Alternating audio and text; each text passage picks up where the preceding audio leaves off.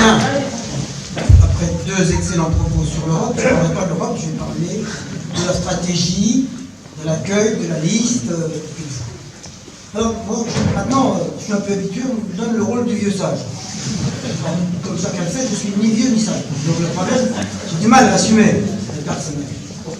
Reste que, après avoir passé la journée d'hier dans Lyon, avec Fabienne, avec nos amis des différents partis qui composent aujourd'hui Renaissance, qui sont la convergence de plusieurs partis, qui n'avaient pas toujours l'habitude de travailler ensemble ici, mais qui le prennent de plus en plus, et ça me satisfait, je dirais, un tout petit peu si vous souhaitez. Hier, on a fait une journée chablisienne, Coulanges. On a parlé avec beaucoup d'élus de Lyon, une très bonne réunion qui s'est terminée tard hier soir. On a parlé territoire, on a parlé entreprise, on a parlé ruralité. Aujourd'hui, on a à nouveau parlé Europe, en Bourgogne, c'est parlé. Pour une fois, c'était plutôt hommage à la moutarde, avec une très belle entreprise. Je rappelle les chiffres, entreprise familiale, 25 personnes, 9 millions d'euros de chiffre d'affaires, 50% des et une marque IGP, Bourgogne, Franche-Comté, Le Pan. Excuse-moi.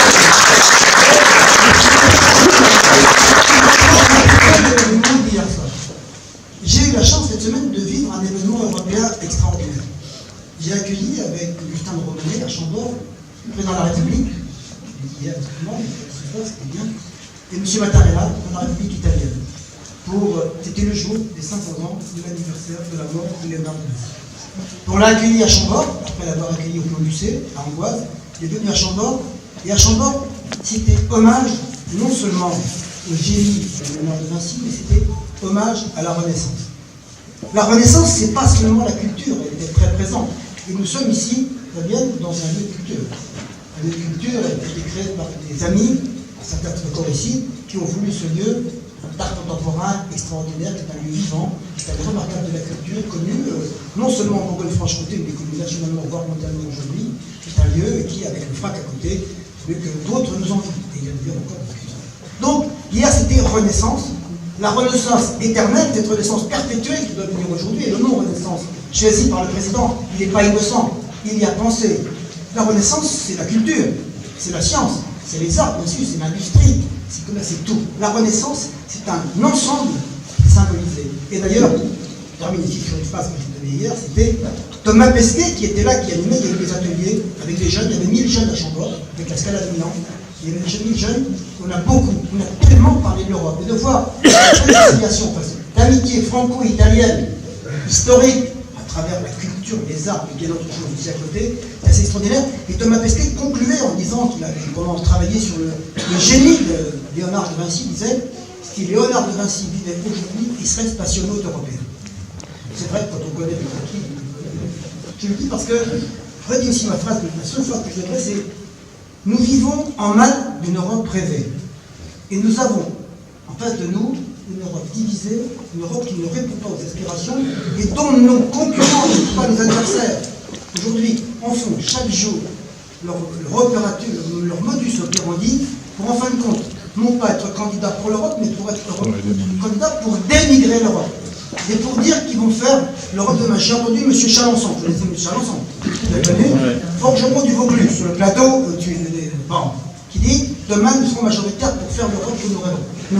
Nous sommes ici pour Renaissance, pour faire l'Europe dont la France a besoin, dont les Européens ont besoin, autour de 5 axes qui sont développés à côté, que le président a parfaitement défini dans la tribune qu'il a faite, qui résume à elle seule le programme que nous connaîtrons bien.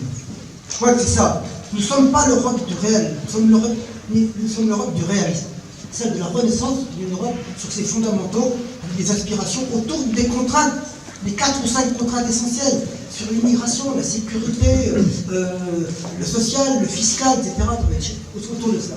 Et de le faire, de le construire ensemble, et de générer demain un nouveau groupe au Parlement européen qui sortira du dichotomisme que nous avons aujourd'hui entre le PPE et les autres partis qui font que les choses sont bloquées. Je conclue.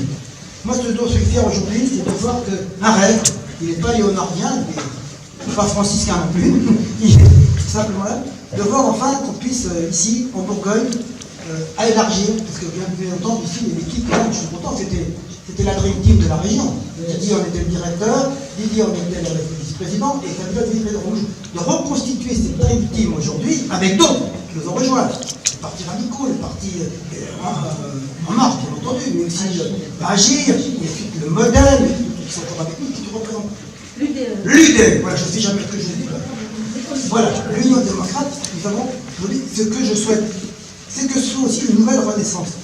Et ce que nous faisons, ce que nous avons fait avec le président, rassemblant les gens de tous horizons, qui se concrétise aujourd'hui, pour la première échéance, après l'élection présidentielle, que nous puissions le faire dans le futur.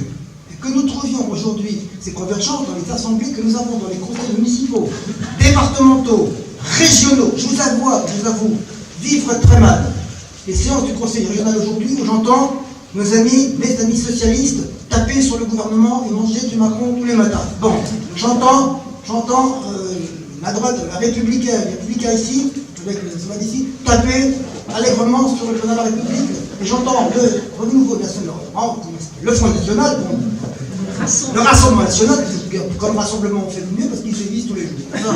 C'est bien.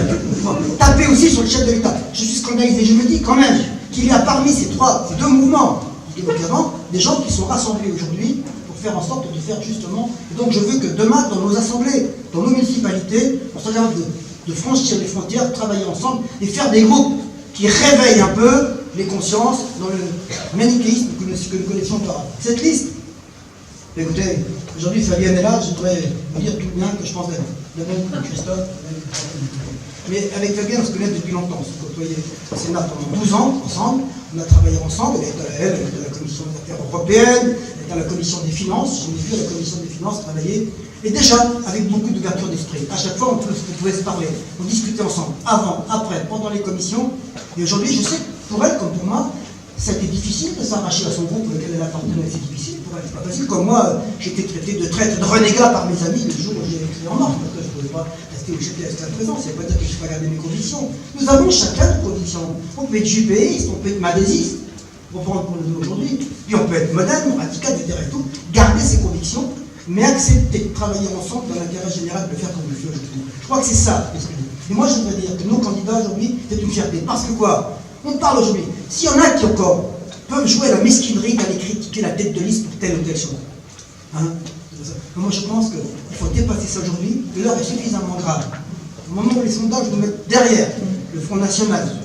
Et imaginez demain si nous sommes derrière le Front National, comment le chef de l'État pourra aller discuter au niveau européen, quand il aura en face de lui M. Salvini qui lui dira tel des groupes, vous êtes derrière nous. Je pense que la mobilisation, donc dans mes vœux, j'ai toujours envie de dire vœux à volonté.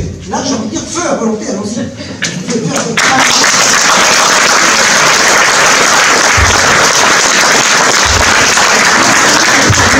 Moi, je connais bien Nathalie, j'ai travaillé. C'est une femme d'exception, d'une intelligence rare, qui n'est pas seulement une techno, qui sera demain, vous dites très bien, très excellente parlementaire européenne, mais qui aujourd'hui a le courage et le mérite de produire cette liste et de rassembler autour d'elle une liste d'exception. Parlons des individualités. Je le fais pour toi, Fabienne, je sais que tu le penses très bien.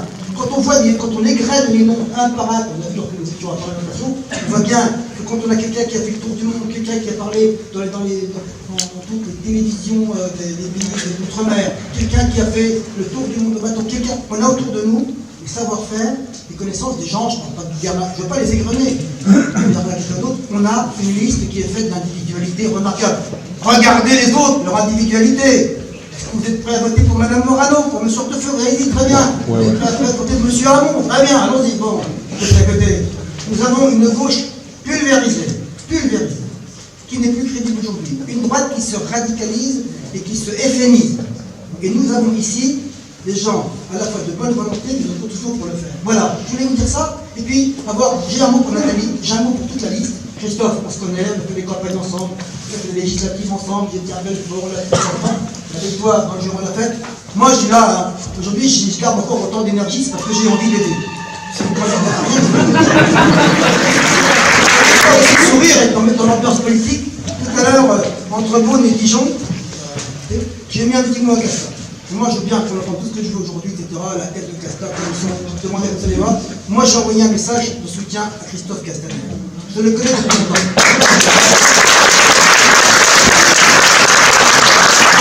J'ai connu le ministre de l'Intérieur. J'ai eu Pierre Jox ici comme ami et comme ministre. Mais un ministre qui nommait 3 semaines avant, connaît 25 samedis, plus que la vérité, de drames qu'il a pu éviter, de sang-froid qu'il a pu garder, de courage qu'il a aujourd'hui, bien sûr que nul est infaillible. On peut avoir une ou deux phrases malheureuses, mais c'est pas quelqu'un qui cherche à envenimer le débat. Il cherche simplement à ramener les gens à leur responsabilité. Et moi, je voudrais qu'on lui envoie aujourd'hui un petit message d'amitié et de soutien, parce qu'il en a besoin. Critiquer toute part, il le fait aujourd'hui. Voilà, j'ai quitté le sujet. Je voulais simplement vous accueillir, comme d'habitude, je n'ai pas su m'arrêter. Je vous dis au bout de cours, moi je suis trop long. Mais... Merci à tous.